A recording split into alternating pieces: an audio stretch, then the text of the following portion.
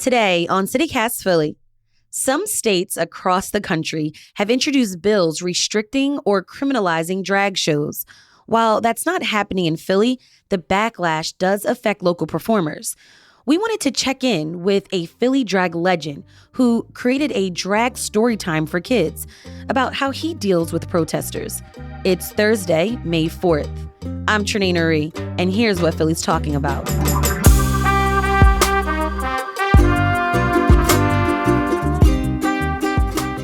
Ian Morrison, your drag name is Brittany Lynn. You created and run the Philly Drag Mafia, one of the most popular drag shows in the city and region. You also are the founder of Drag Queen Storytime. What has it been like to watch this wave of bills be introduced across the country? Well, right now it's a little crazy because I've been out since 1993. So I've watched this kind of legislation from like gay marriage to, like don't ask, don't tell, and all. It comes like in waves. And it's crazy that like 30 years later, now it's about drag queens. It was marriage equality, and then it was the military service, and now they're coming after drag shows because they don't want to talk about gun reform. How does this impact you and what you do and your performances? Well, I never thought it was going to come down to people against drag shows. Mm-hmm. It's starting to impact like the mental health of performers, because imagine if you walking into CityCast Philly and there was people with signs saying, "Stop podcasting." Yeah. I've only had 3 different protests at my events, which have all been extremely unsuccessful, and we could get into that because some of them are hilarious. Like there was one serious one at the Cherry Hill Library last year.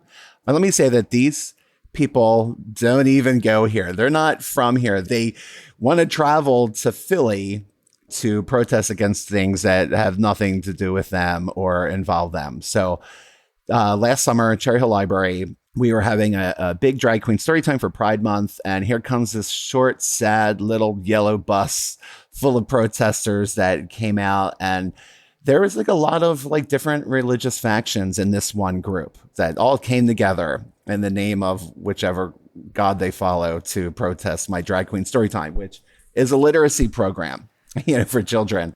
Ian, let's go back to 2015, right? You started the Drag Queen Storytime. And like you said, you've worked with the Philadelphia Library System, schools, museums on this particular program. And it's more than just picking a book and reading it, right? Yeah. So the Drag Queen Story Hour program started in Chicago, and it got like such a great, everybody was so receptive of it that there was a place here in South Philly. It was called Lumet Creative Studios. It was an art studio for children. So they're like, "Can you do this here?" And I said, "Okay."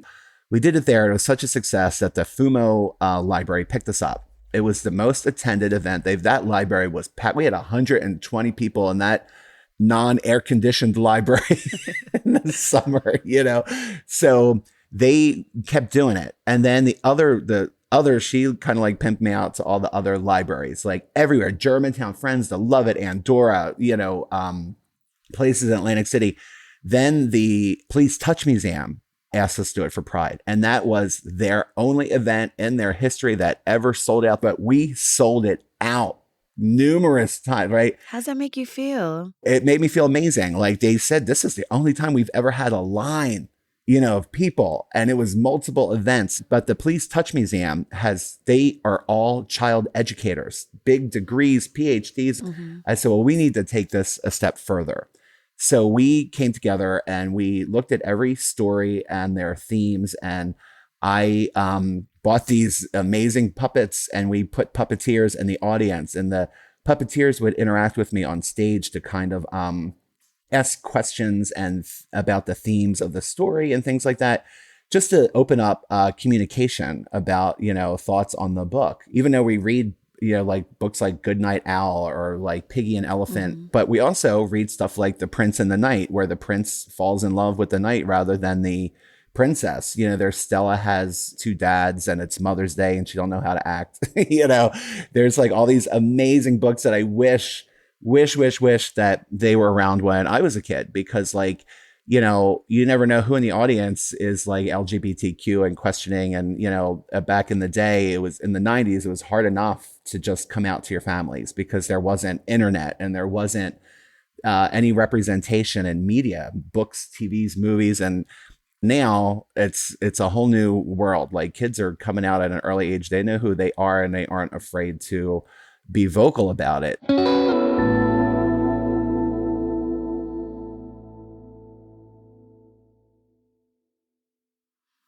Do you think it's something about having someone in drag read to them that makes it more engaging?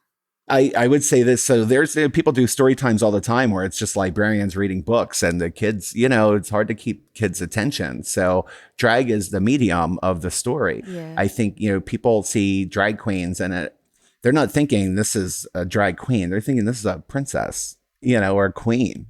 They see the big hair, they see the jewelry and the makeup, and it's just, they just want to look at you. They don't care about the story. They just want to meet like a real life princess or Disney character. Explain to us, like, what's the difference between what you do as Brittany Lynn for adults versus the story time that you do for kids? Yeah. So obviously there's an adult mindset. I will say that my drag shows are all family friendly because we do them at some places that allow all ages. If it's a place like that, then we adapt the show to being family friendly. We do a Disney brunch, where we're all Disney princesses. I don't curse a lot during my shows, especially if there's kids, but there's this generation of parents that want to, show their kids different lifestyles and cultures. So, I'm always made aware if there are kids there. Obviously for doing drag queen story time, I've had my FBI background checks, which, most teachers and things like that go through as well. I also want to say that all of my drag queen story times are shown live on Facebook, so people can watch and see. But these people that protest refuse to watch and see what I do. They just hear on Fox News that we're exposing ourselves to children.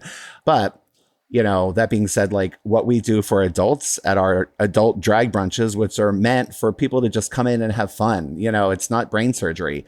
We sing live. We're all cabaret performers. We sing live. We dance. We're not just lip sync artists. We put a lot of work and effort into our costumes and makeup. So if anything, we're wearing more clothes than any other person in any profession on the planet, but people are like, oh, it's a drag show. They're exposing their genitals to children. Like, where are you even getting this information? Doesn't that kind of like just like, I would be kind of tired. You've been doing this for some time. 27 years. So doesn't that become exhausting after a while? It is exhausting. Like, when we did this event at the Cherry Hill Library, I had to walk in through the back. Luckily, Cherry Hill has some very strong women, librarians that they could beat me up, these ladies. So, but for every protest group, if I go on Facebook and say, hey, there's protesters coming, people come out in droves. There's always like 4-to-1 ratio of people that are counter protesting these protesters. So that's what happened at Cherry Hill. In fact, there was I'm going to say there's maybe 30 protesters, but there was like 60 to 70 counter protesters. And some of them even chose to remain outside to counter protest just so I wouldn't be bothered during my story time. And after that story time, they all came in. I gave them all free copies of my children's books, and stuff to thank them for their help and this and that. And then I go out the back door, and here's the protesters that were smart enough to figure out I was coming out the back door. And they all have like their cameras in my face, and they call me by my name. They're like, Ian Morrison, we know all about you and your grooming children. And they're like, we saw your Grindr account. I'm like, well, first of all, shut that down because I don't do the apps, but these people take this time to investigate me and figure out my name, where I live. There's pictures of me on their protest signs, which, at least let me say which pictures you could use if you come protest me. You know what I mean? But they will investigate me and do all this work, but they won't take a moment to look at the live stream to see what it is we actually do. We are a literacy program, which I think is even more important because these protesters can't read or write. You should see these sad signs. Stuff is misspelled. I did the National Liberty Museum, I would say 2 years ago, as we were still kind of like coming out of the pandemic and everything. And these protesters, they went to the wrong museum at the wrong time. So here I get done. I'm about to walk out, and the people at the National Liberty Museum were like, hey, here come the protesters. So I'm like, well, let me get in my Uber before all this nonsense. So they start to surround my Uber. And I said to the Uber driver, I said, give me a minute. I pulled that window down. I was like, this is why literacy is so important. You went to the wrong museum at the wrong time. If you're going to protest me, be on time. Spell your signs correctly. Use a good picture of me, like stop it, and they didn't know how to act because I was like, this is why you should learn to read and write. Come to my drag queen storytime program. Let me show you how to put letters together. It was sad, but funny at the same time. And I know we've talked a lot about, how others perceive you, how other people have engaged with you, whether good or bad. What has all of this meant to you, though? I'm curious to know, what have you learned about yourself in this process? I feel like I'm paying it forward. I'm making it easier for the next generation to be accepting of themselves. Like sometimes I get all worked up reading some of these stories, like when in The Prince and the Knight, when they get married at the end of the book, I can't keep it together. You know what I mean? I start to get teary eyed, and sometimes I just lose it because I'm showing this next generation that it's okay to be who you are and be yourself. All right, Ian Morrison, the creator of Philly Drag Mafia and Drag Queen Storytime. Thank you so much for speaking with me on CityCast Philly. Thank you. Thanks for having me.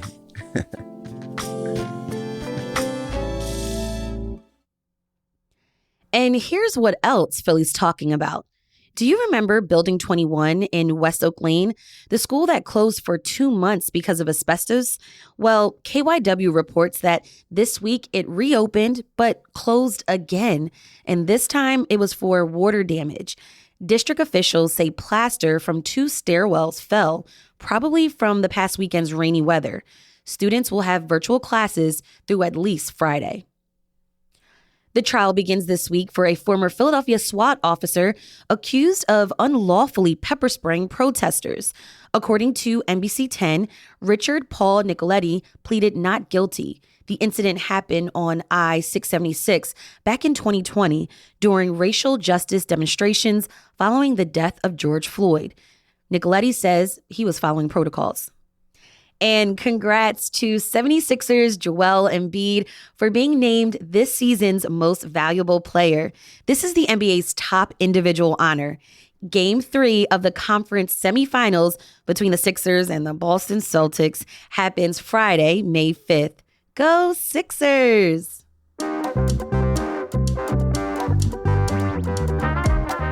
That's all for today here on CityCast Philly. If you enjoyed this episode, please tell a friend, rate the show, leave us a review, and hit that subscribe button.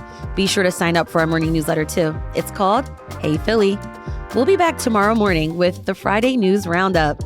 Bye.